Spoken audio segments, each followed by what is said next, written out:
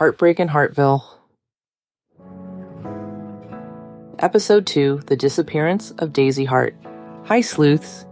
Casey here, your resident slice sleuth.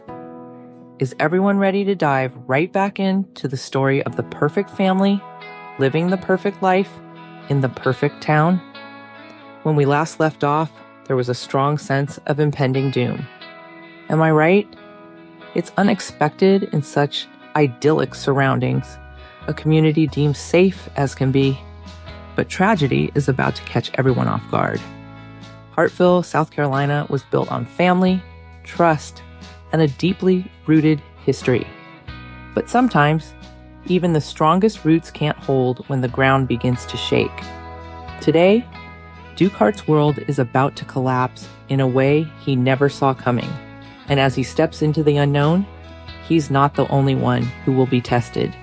It's just another day, another routine pickup at Mary's mini schoolhouse for Duke Hart. Although they always drive to drop off in the morning together, Duke has designated himself the pickup parent.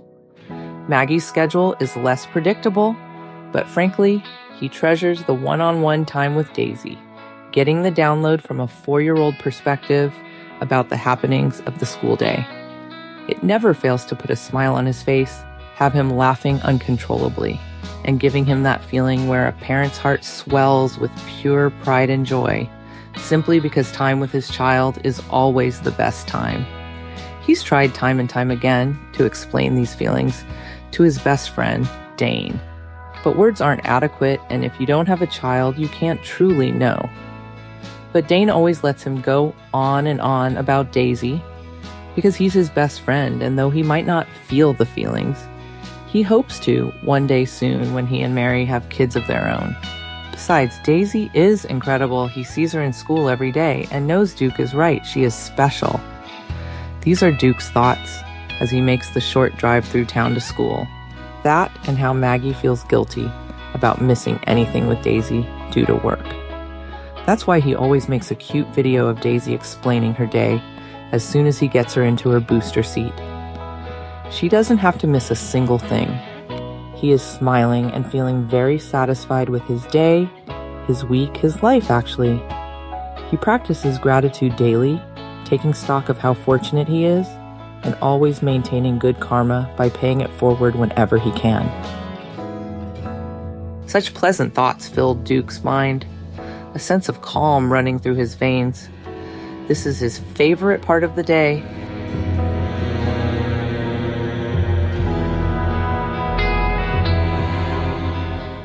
He turns up the music slightly. Daisy loves country.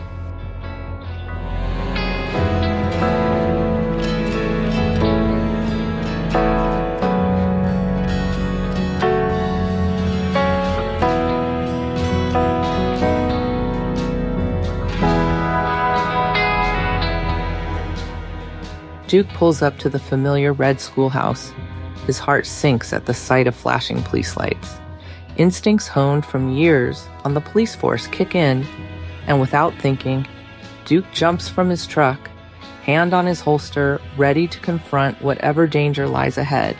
The scene is chaos. Officers, radios crackling, weapons drawn. Duke's mind races, his first thought, an active shooter. But before he can get too far, the officers turn their weapons on him. Duke, stand down! Stopping Duke cold, his hands shoot up. Panic surges through him and gripping like a vice around his chest, tightening with every breath. Active shooter? No, Duke. Head back to your truck. I'll have the lead detective meet you there. I'm radioing him now. Duke backs away, his breathing is heavy and ragged, his gut churning with dread. He fumbles for his phone, dialing Maggie, but the call goes unanswered. She's back at the ranch, buried in paperwork, unaware of the nightmare that's unfolding. Duke's hand shakes as he ends the call. What would he even say if she picked up? His mind is a storm of questions, none of which he wants to answer. As Duke waits, trying to piece together what could be happening, Detective Billy Robbins approaches from across the parking lot. Robbins, a man of few words and a demeanor as steady as stone, is known for his calm in the face of crisis. But today, something in his eyes sends a chill down Duke's spine. Is Daisy hurt? Is anyone hurt? What the hell is happening? Robbins' face tightens, and Duke can see the words forming before they even leave the detective's mouth. 2 words that will forever change Duke's life. Daisy's missing. The world stops. Duke's mind spins out, his breath caught in his throat. The word missing echoes in his head. But it doesn't make sense. Daisy, his little girl, isn't supposed to be missing. She's supposed to be here, running out of that schoolhouse with her arms wide open. He can see her right there, his imagination playing cruel tricks on him, his brain rejecting what's being said. With the sound of tires screeching and a car door slamming, Duke is snapped back to reality. Suddenly, he is staring straight at his wife. The screech of tires cuts through the air as Maggie's Jeep pulls up to the scene. She barely throws the car into park before she's out, running towards Duke, her face twisted in panic. Her voice is shrill, almost hysterical as she tries to explain herself.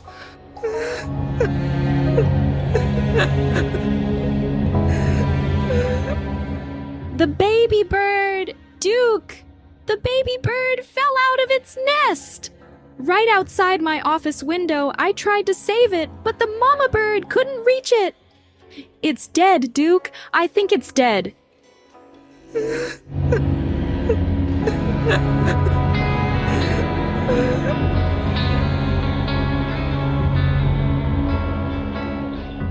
Maggie's words tumble out in a rush, barely making sense. Duke grabs her, pulling her close, but she's frantic, her eyes wild with fear. Tears stream down her face. And for a moment, all she can think about is that tiny bluebird, lifeless in the dirt just outside her window. I can't save it, Duke. I can't save it. Maggie. But before Duke can speak, Maggie's words shift, her panic taking on a new form, as if she's making a connection too terrifying to fully comprehend. I can't save it, but I can save my baby. I can save Daisy. Duke's grip tightens around her, his heart breaking as he stumbles over the words he doesn't want to say.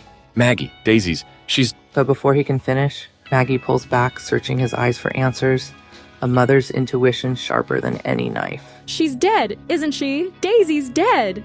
No, Maggie, she's missing, not dead. We're going to find her. Duke's voice cracks, but he forces the words out, needing her to believe them. Maggie's knees buckle and Duke holds her tighter, his tears mingling with hers. But in this moment of unbearable pain, there's a flicker of hope, a desperate, fragile hope that Daisy is still out there, waiting to be found. As they stand there clinging to each other, the sound of footsteps breaks through the tension. It's Mary Marks. Mary looks frazzled, completely unlike herself. Her movements are stiff, almost robotic, as if she's fighting to keep her body from trembling uncontrollably. Her face, usually calm and composed, is a mask of confusion, her wide eyes darting frantically from one point to another, never settling, as if searching for something solid to rest upon.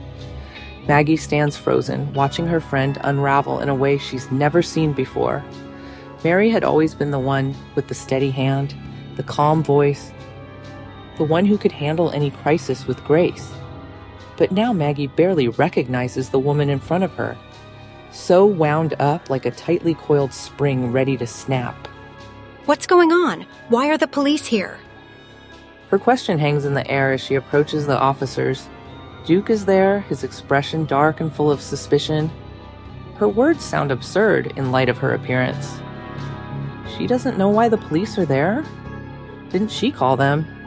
Maggie is completely thrown off by her behavior, but she's using all her strength just to remain standing. She doesn't open her mouth. She looks to Duke to sort this out. Why didn't you call us right away, Mary? What were you thinking? I had to check the forest first. It wasn't that far, just behind the field, but it's dense, easy to get lost in. I hoped, maybe Daisy wandered in there, She had to be in there. I wanted her to be in there. Duke's eyes narrow. Mary's words sound like a jumble of incoherent nonsense to him. There's an overriding lack of urgency and no accountability, but he just wants Daisy, not a bunch of excuses that are wasting more precious time. And where is Dane? And where's Dane? He took the car to drive the route to the park. You know, Duke, we take the kids there sometimes. It's a longer walk, but I thought maybe she could have... Daisy might have wandered toward it, or sat down in the tall grass along the way. There he is now. Maybe he found her. A black Lexus sedan covered in dust and mud-crusted tires pulls up slowly. Duke recognizes it as Dane's, but he's never seen it less than pristine. What happened? Dane steps out, his face drawn with worry, but his empty hands tell the story before he speaks. He hasn't found Daisy. Where the hell were you? Why didn't you call me? Dane remains silent, but his eyes darting back and forth between Mary and Maggie isn't lost on him. Duke's patience is wearing thin, the stress and fear gnawing at his composure. When Dane confirms he found nothing, Duke nearly drags both Mary and Dane over to Detective Robbins, his frustration boiling over. There they are, Detective. The owners of the school you've been looking for. I'm going to check the forest again. Mary says it's easy to get lost in there. Duke's voice is rough, tinged with accusation. Mary's eyes fill with tears, her face pale as she struggles to find the right words. Duke, we thought she just wandered off. We searched the woods, the park, everywhere we thought she might go. We didn't want to worry you if it was nothing. We just wanted to find her first. Dane finally speaks up. His silence has disturbed Duke terribly. He has always been there for him, through some rough times, and now Dane has nothing to say when he is facing the worst crisis in his lifetime. He squeezes Maggie's hand, hoping to gather strength. Duke's face hardens, the anger boiling just beneath the surface. He's torn, trying to control his anger towards his nearest and dearest friends. He knows Mary and Dane mean well, but their delay, their hesitation, it feels like a betrayal. And now, with Daisy missing, every second counts. Feelings must be set aside, he thinks rationally, struggling to work toward a solution to push everyone forward. Why are we standing here? Time is passing. Daisy is afraid. He needs to find her, protect her, save her. He boils over. You should have called me the second you noticed she was gone. Every minute matters. Every damn minute. Mary collapses into tears, while Dane stands there silent, his eyes dark with guilt. The tension between them is palpable, but there's no time to dwell on it. Duke turns back to Maggie, his voice softening as he tries to reassure her. We're going to find her, Maggie, and we have to. Maggie has gathered herself, summoned her inner strength as a mother, a caregiver, a protector, and a partner to her husband, Duke. They have always been an unstoppable team. Daisy needs them. She needs them at their best right now. Duke's squeeze of her hand fortified her, and she squeezes back, turns her face to his, and pours her energy into Duke to bolster him as only she can. I know she will, Duke. We have men searching the forest, Duke. Let's head to headquarters so I can get statements, sort the facts, and get my officers headed in the right direction. You four meet me down there. Duke, Maggie, you two okay to drive? I'll drive her. We'll follow you. Let's go. The group, now strained and filled with unease, makes their way to headquarters. Duke and Maggie, a united front of hope. Dane and Mary, united in their disgrace for failing their best friends in the worst conceivable way, a heavy silence hanging between them. The weight of the situation presses down on each of them, suffocating. Every step feels slower, burdened by the growing suspicion that shadows their every move. The investigation is reaching a critical point, and they can all feel it. The detective will be closing in with sharper questions and tolerating no excuses, no further procrastination, and expecting complete disclosure. No matter how uncomfortable, anything less. and the cracks in their stories will begin to show. Trust, once unspoken and assumed, is now a fragile thing, ready to be crushed below the weight of suspicion. How well can the deepest friendships hold up? What about the most perfect marriages?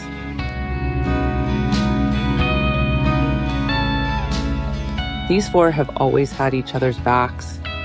Will they suddenly turn their backs on each other? Episode 2 just flew by. Hey sleuths, did you catch everything? Even if you did, you never know what secrets might be hiding in plain sight. And remember, nothing is ever exactly as it seems. So join me, Casey, your resident sleuth next time so we can continue on this harrowing journey together. Infinite thanks.